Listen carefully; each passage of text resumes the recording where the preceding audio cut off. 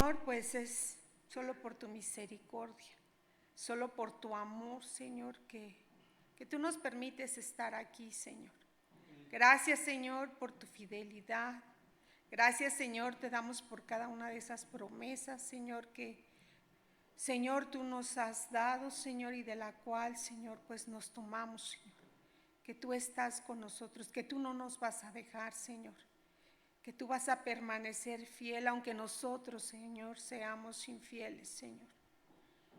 Señor, queremos dejar en tus benditas manos este tiempo, rogándote, oh Dios, la asistencia de tu Espíritu Santo, que sea Él el quien hable, que sea Él, Señor, quien dirija, quien abra el entendimiento y toque el corazón, Señor. Sé tú, Señor, obrando en la vida de cada miembro que conforma esta iglesia y que hoy, Señor, tú has puesto en su corazón ese querer como el hacer de estar aquí, Señor, en tu casa de oración.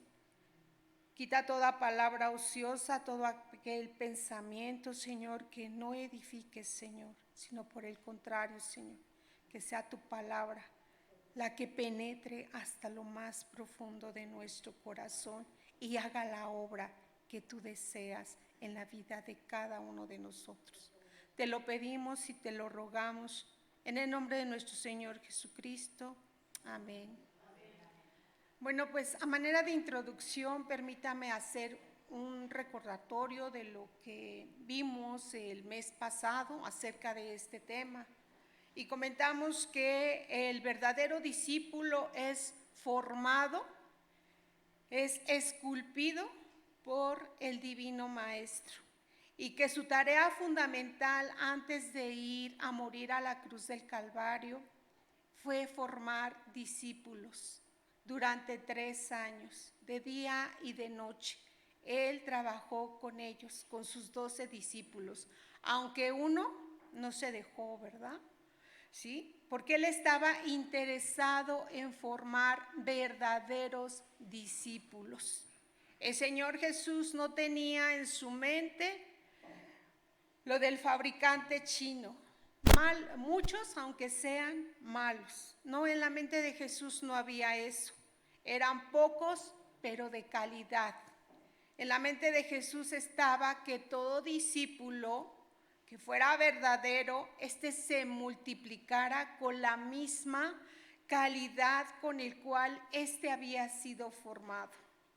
Jesús como maestro era muy distinto a todos los maestros de aquel tiempo. ¿Sí? En aquellos tiempos recordemos que los discípulos eran quien elegía a su maestro. En el caso de Jesús es muy diferente. Él es quien elige a sus discípulos. ¿Sí? Otra diferencia era que el discípulo en aquel entonces era temporal. Con el Maestro Jesús, el discípulo es de toda la vida, es permanente, de 24 horas. ¿Sí? Es más, el Señor Jesús les dijo que los discípulos no podían volver atrás. En aquel tiempo, el escoger a un maestro era por obtener un currículum en su vida. Esto es para que ellos tuvieran fama, reconocimiento, prestigio. Con los discípulos de Jesús, Él les habla con la verdad a sus discípulos y les dice que no hay fama, que no hay reconocimiento, ¿sí?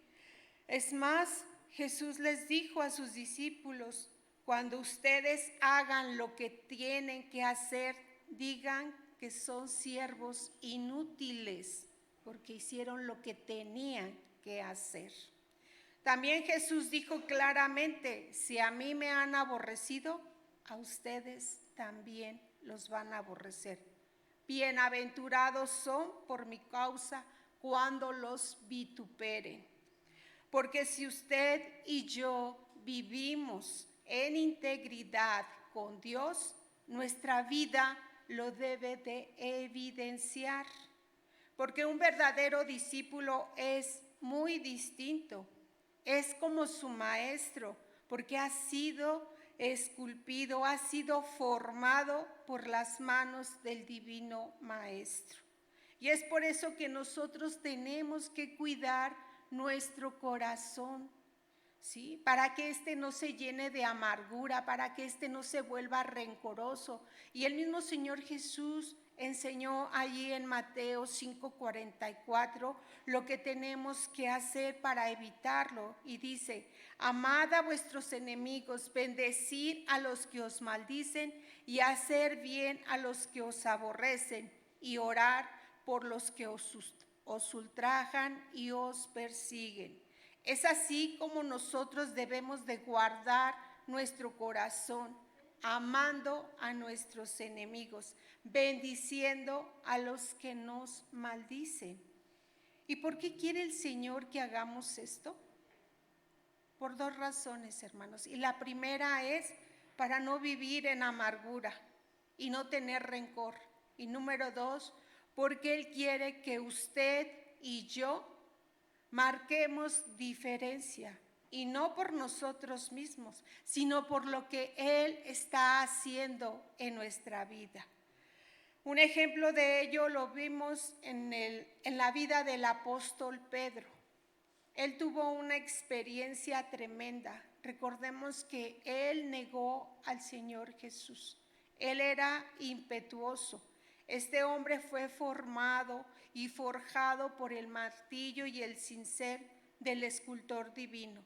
Un hombre que fue metido en el horno de la aflicción. Y él escribió 2 cartas. Y ahí en su primera carta, en el capítulo 4, versículo 14, él dice: si sois vituperados, esto es, blasfemados, agredidos, calumniados por el nombre de Jesús.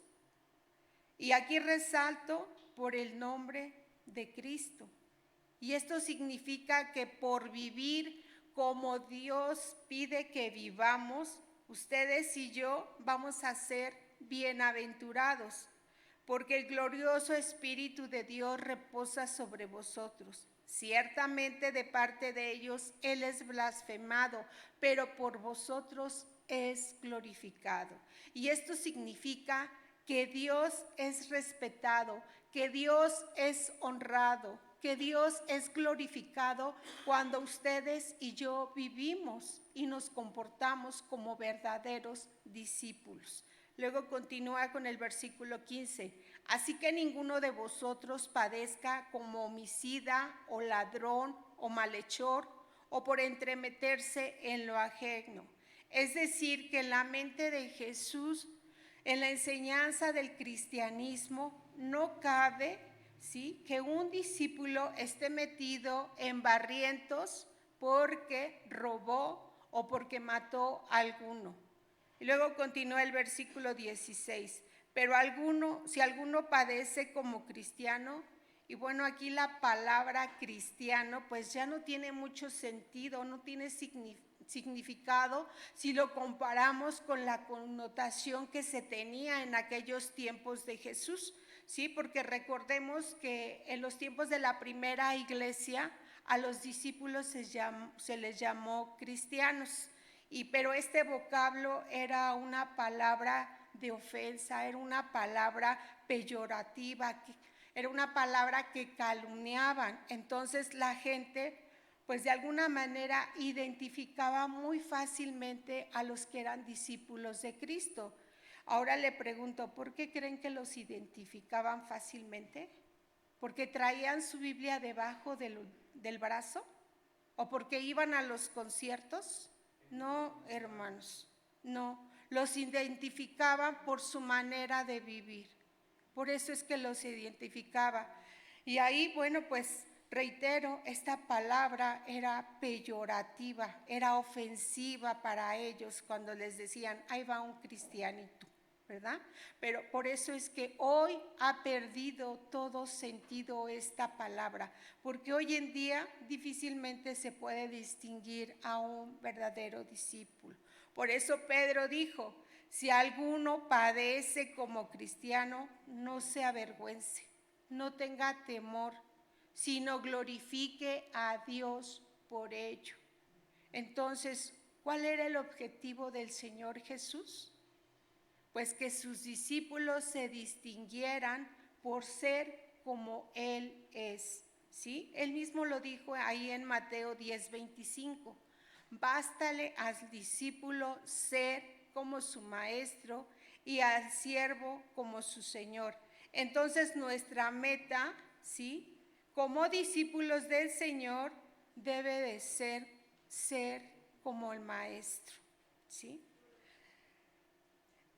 Hoy en día, hermanos, pues el ser discípulo de Cristo involucra todas las áreas de nuestra vida, ¿sí?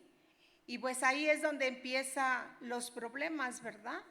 Porque muchos piensan que ser discípulos de Jesús solo es venir aquí a la iglesia y cantar algunos cantos bonitos y nada más, ¿verdad? Pero no, eso no es ser verdadero discípulo. Porque un verdadero discípulo debe de entender que ser discípulo es llegar a ser como su maestro. Y esto involucra, reitero, todas las áreas de nuestra vida. ¿Y qué significa eso? Bueno, pues tenemos que entender que un verdadero discípulo debe de ser íntegro, lo cual quiere decir que no debe de tener una vida moral doble. Esto significa que no debemos de ser una persona aquí en la iglesia y allá en la calle ser otra. Debemos de ser íntegros, debemos ser limpios, ¿sí? En Mateo 7:21 el Señor Jesús por eso dijo: no todo el que me dice Señor, Señor entrará en los cielos, sino el que hace la voluntad de mi Padre que está en los cielos. Hermanos, no todos somos trigos, también hay cizaña. Y aquí el asunto es que cada uno sabe quién es. Yo sé quién soy. ¿Usted sabe quién es? ¿Sí, hermanos? Porque mire, quizás a lo mejor alguno de ustedes podría estar pensando, bueno, ¿y esta quién se cree que es? No, hermana, yo soy igual que ustedes. Las mismas exigencias que dice el Señor aquí en su palabra son para mí, de igual manera. Nada más que hoy a mí me tocó estar aquí enfrente haciéndolas saber a ustedes. No hay ninguna diferencia entre usted y yo. Usted y yo tenemos las mismas exigencias que el Señor pide para cada uno de nosotros, ¿sí? Y bueno, a veces nos olvidamos que también el ser discípulo es importante en nuestra vida familiar.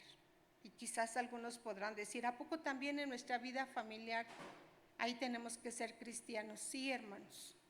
Sí, hermanos, porque a veces hay hijos de Dios o cristianos que se dicen discípulos y lastiman a su esposa.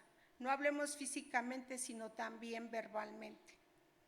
Y obviamente como consecuencia, pues los hijos ven todo eso, ¿verdad? Y a veces los hijos terminan odiando a sus padres. Entonces tenemos que tener mucho cuidado. Imagínense, si al Señor se le coló un Judas, ¿qué nos podemos nosotros esperar? ¿Sí? También el ser discípulo es en nuestra vida laboral. No sé quién de ustedes el día de mañana que trabaja podría usted presentarse delante de su jefe y decirle, oiga, ¿usted qué opina de mí?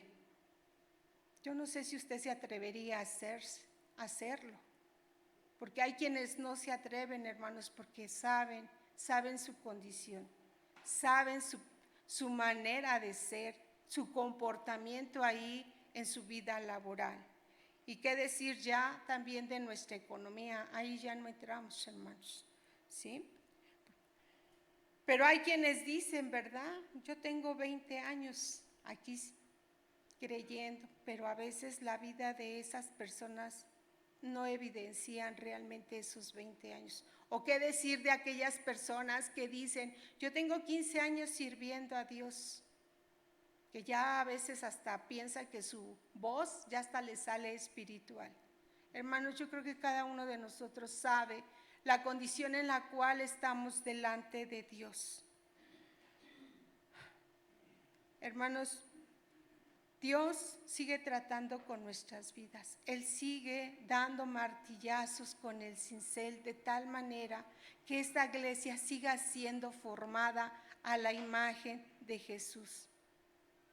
¿Cuántos quieren seguir adelante en medio de sus limitaciones? Yo no puedo obligar a nadie que sea discípulo de Dios. Ni el mismo Jesús obligó a sus discípulos, ¿verdad? ¿Se recuerdan cuando vino aquel joven rico delante de Jesús y le dijo que quería ser su discípulo? Y el Señor le dijo, ¿quieres seguirme? ¿Quieres hacer de verdad lo que yo te diga? Y él contestó, sí. Pero cuando Jesús le dijo, vende todo lo que tienes y dáselo a los pobres, ¿cuál fue su reacción de él? Eso sí que no, ¿verdad? Se fue. La Biblia no nos dice que él intentó, ¿sí?, hacer algo. Tampoco nos dice que Jesús le dijo, ay, perdóname por el mensaje que te di, te ofendí, discúlpame, espérate, mira, ahorita te voy a traer un silloncito bien cómodo para que tú te sientes, ¿sí?, y te sientas bien. Es más, te voy a dar una Coca-Cola, pero no te vayas. No, hermanos, eso no fue lo que hizo el Señor Jesús. Y tampoco es lo que yo voy a hacer, hermanos. El Señor quiere que formemos discípulos verdaderos. ¿Sí? Reitero, en la mente de Jesús es que lleguemos a ser como Él. Porque de esta manera es como usted y yo vamos a ser luz del mundo, vamos a ser la sal de la tierra.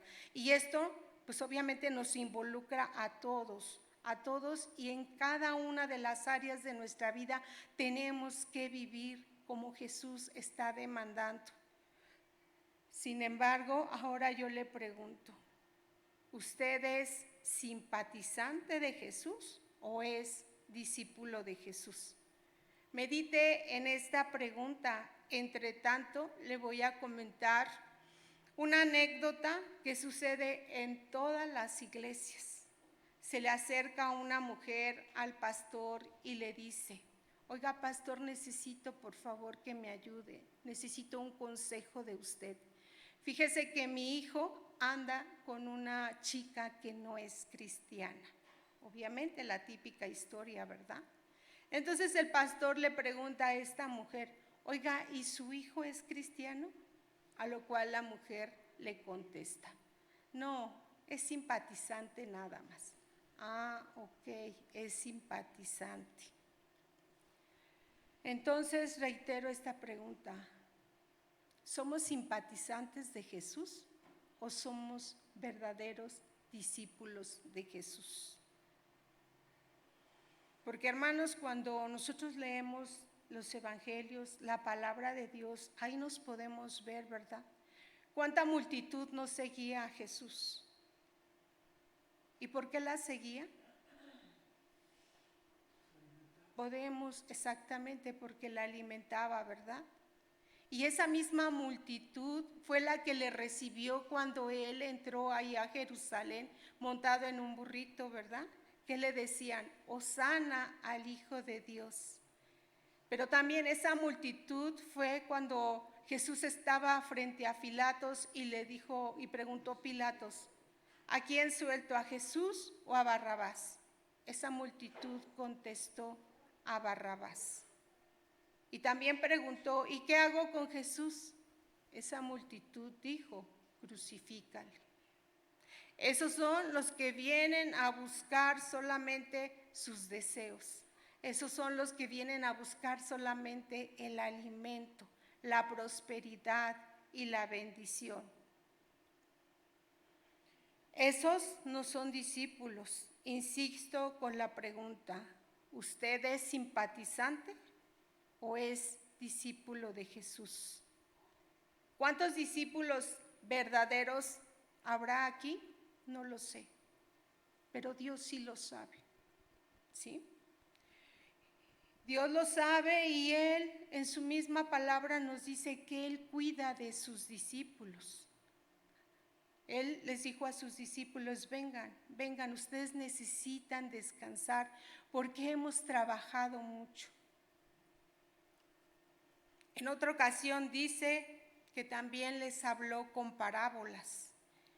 ¿Sí? Fue cuando él habló de la parábola del sembrador, de la cizaña y el trigo. Y obviamente esta parábola también la escuchó la multitud. ¿Y qué hizo la multitud? ¿Acaso se interesó? No, ¿verdad? Pero los discípulos sí se interesaron por la parábola y le dijeron, Señor, explícanosla por favor. Y el Señor se tomó el tiempo para explicarles la parábola y les dijo, el sembrador es el que, y aquí hay un principio importante. ¿Y cuál es ese principio? Que el verdadero discípulo tiene interés por la palabra. La multitud no, solo quieren ellos avivamiento, solo quieren ellos bendiciones, solo quieren el pan, ¿sí? Otros quieren una cosa y otros otra. Y la enseñanza de Jesús, esa no les interesa.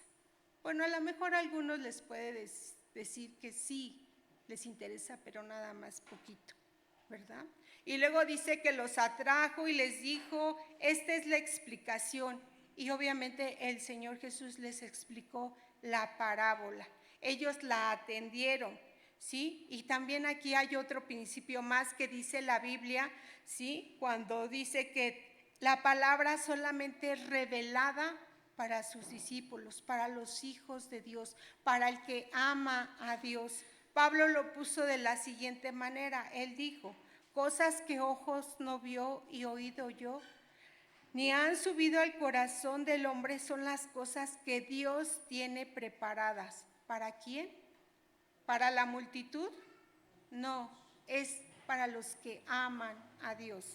Jesús lo dijo claramente, si me amáis, guardad mis mandamientos y seréis mis discípulos y conoceréis la verdad y la verdad os hará libres.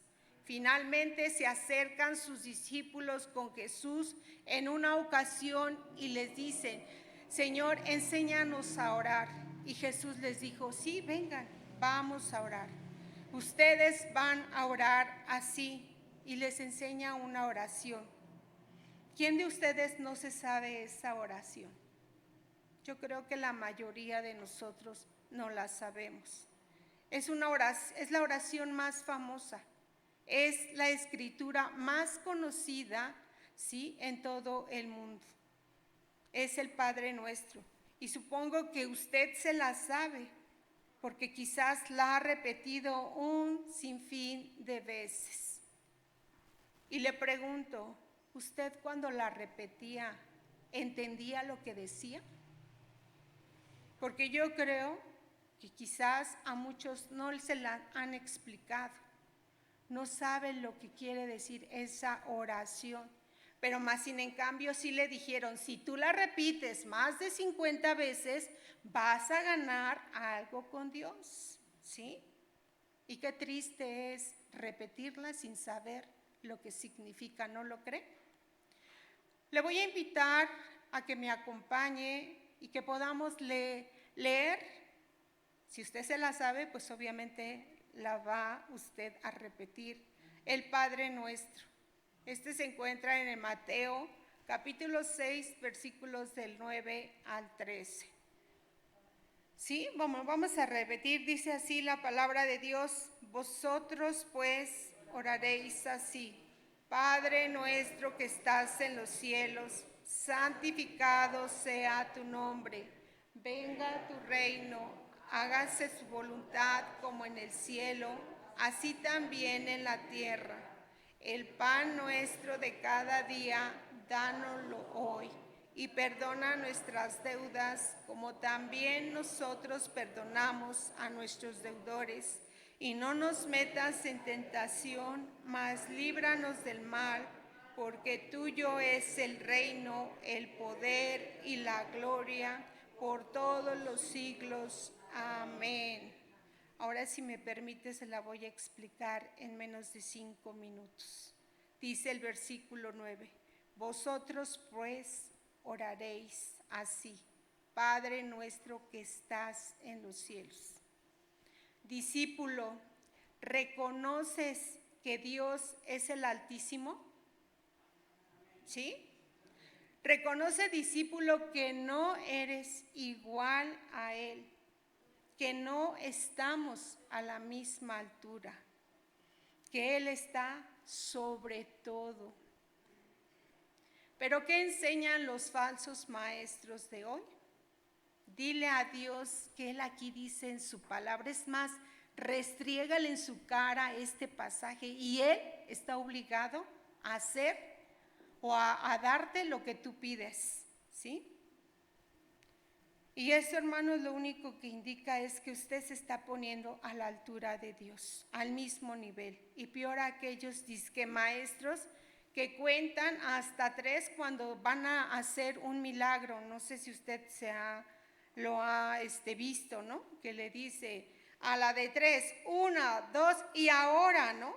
Y mandan al Señor como si de verdad Él fuera, ¿no? Más que Dios. Entonces, lo primero que enseñó Jesús y nos enseña ahora a nosotros es que nosotros tenemos que reconocer que Dios no está a nuestro nivel. Él es soberano y soberano se define como que Él posee el poder supremo, el poder final. Lo cual debemos entender que Dios tiene control completamente de toda su creación y no su creación sobre Él. Padre nuestro que estás en los cielos, santificado sea tu nombre. Esto es, venerado sea tu nombre. Eso significa, versículo 10, venga tu reino, hágase mi voluntad. ¿Así dice? No, ¿verdad? Pero hoy en día enseñan esos falsos maestros, hazle tú tu listita a Dios, pídele todo lo que tú quieras, Él te lo va a hacer, ¿sí? Por eso Él vino a morir a la cruz, para eso, para darte todo lo que tú necesitas. Eso es una mentira. Él no vino a morir en la cruz para que usted y yo hagamos nuestra listita y Él haga lo que a nosotros nos pegue la gana. No, hermanos. Lo que el Señor nos está enseñando es a orar, a que se haga su voluntad, como se hace en el cielo. Así también se haga aquí en la tierra. Y pregunto, ¿quién va a hacer la voluntad de Dios aquí en la tierra? Los verdaderos discípulos. Los demás, esos son maestros falsos, vendedores del evangelio. Eso es lo que son. Versículo 11, el pan nuestro de cada día, dánoslo hoy. ¿Cuánto come usted? Nada más lo que necesita su cuerpo, ¿verdad? ¿Y qué está enseñando aquí el Señor Jesús? A pedir solamente lo impredecible, lo que usted come cada día. ¿Y qué enseñan los falsos maestros? Enseñan a pedir riquezas, abundancia, y tuercen la escritura cuando dicen que Jesús vino a darnos vida y vida en abundancia, y lo cual aquí se refiere que efectivamente Dios le va a dar vida en abundancia, pero hablando espiritualmente, porque de lo contrario se estaría Él contradiciendo.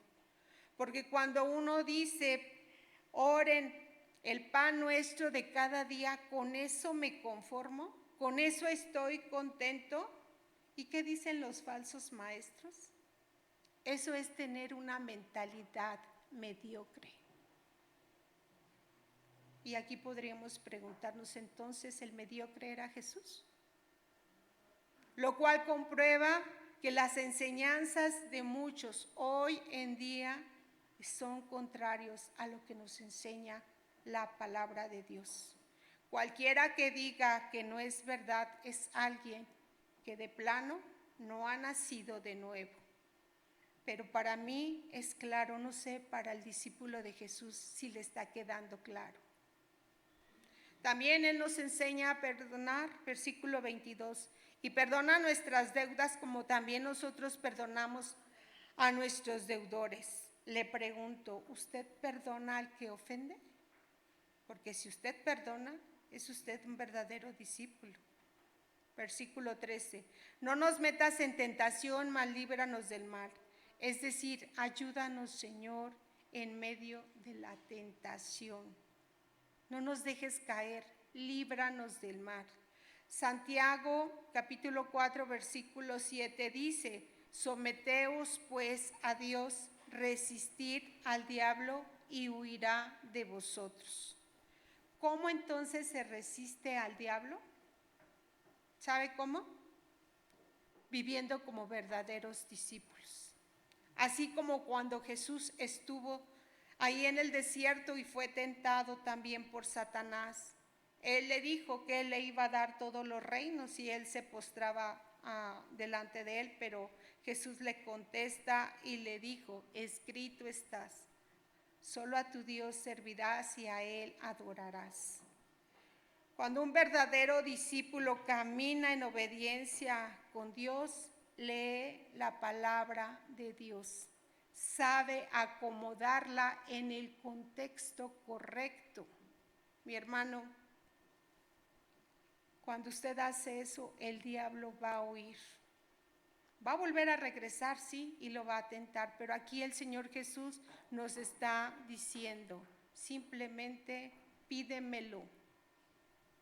Usted reconozca cuando esté la tentación y pídaselo a Dios. Cierre sus ojos y pídele que le ayude y Él lo va a hacer. No tiene que hacer nada de rituales como hoy en día se enseña en muchas iglesias, ¿sí? Esto es vida de fe, vida de confianza en Dios. Entonces Él termina diciendo, líbranos del mal y termina, porque tuyo es el reino, el poder y la gloria por todos los siglos. Amén. Estas son las instrucciones del Maestro para con sus discípulos. Y quiero terminar con esto. Cuando Miguel Ángel puso sus ojos en aquella mole de mármol para hacer lo que le habían solicitado, ¿sí? Usted recordará de aquella ilustración que yo les dije, ¿sí? Que el gobierno de Florencia quería que Miguel Ángel hiciera una escultura de David, donde representara cuando él estaba venciendo a Goliat, ¿sí? Él no se opuso porque él sabía lo que él tenía esa capacidad para hacer, ¿sí? Esa escultura. Miguel Ángel sabía de esa capacidad. Jesús, que hizo el cielo y la tierra, sabe que él puede formarlo. ¿Entendió la ilustración? Él confía no en nosotros. Él confía en sí mismo, en lo que Él puede hacer, lo que Él es capaz de hacer. Solo deje que el Señor le moldee, que haga en usted, en su vida, toda una escultura y saque todo un poema y toda una obra de arte en usted. Porque el barro en las manos del alfarero no se resiste. El mármol en las manos de Miguel Ángel no se resistió. El discípulo en las manos de Jesús no se resiste, obedece. Amén. Demos gracias al Padre porque pues en todo momento Él sigue formando, Él sigue confrontando, Él sigue hablando a nuestras vidas, ¿verdad? Porque de alguna manera Él, de una o de otra manera, Él va a seguir continuando con su obra. Así como lo hizo con sus discípulos, así también lo va a hacer con cada uno de nosotros. ¿Sí? Hermano, si usted ha nacido de nuevo, dice la Biblia que el que comenzó en nosotros su obra, Él la va a perfeccionar hasta el día de Jesucristo. Esto significa que usted y yo estamos en las manos del divino escultor. Él nos va a formar, ¿Va a doler? Sí, pero vale la pena. Recuerde que este no es mi mensaje, es el mensaje de Dios. Le invito por favor a que nos pongamos en las manos de Dios. Bendito Dios y Padre Celestial, cuántas gracias te damos por tu bendita palabra. Señor, tú mejor que nadie conoces nuestro corazón. Tú mejor que nadie conoces, Señor, de lo que adolecemos. Es más, Señor, tú conoces nuestros pensamientos y los disciernes, Señor. Señor, te pedimos, Señor, que tú nos ayudes. Al menos yo en lo personal, Señor, te necesito. Porque tú mejor que nadie sabes cómo es mi carácter, cómo es que soy impaciente, Señor, y a veces, Señor, no me controlo, Señor. Tú ayúdame, Padre bendito, porque yo quiero ser, Señor, forjadora también de discípulos, así como tú lo hiciste con tus discípulos. Yo sé que tú vas a ser paciente con nuestras vidas, que tú de una o de otra manera tratarás con ella y nos ayudarás, Señor, a salir adelante. Porque tú quieres, Señor, que nosotros, Señor, seamos discípulos verdaderos y podamos, Señor, con eficiencia, poder, Señor, llevar a cabo esa misión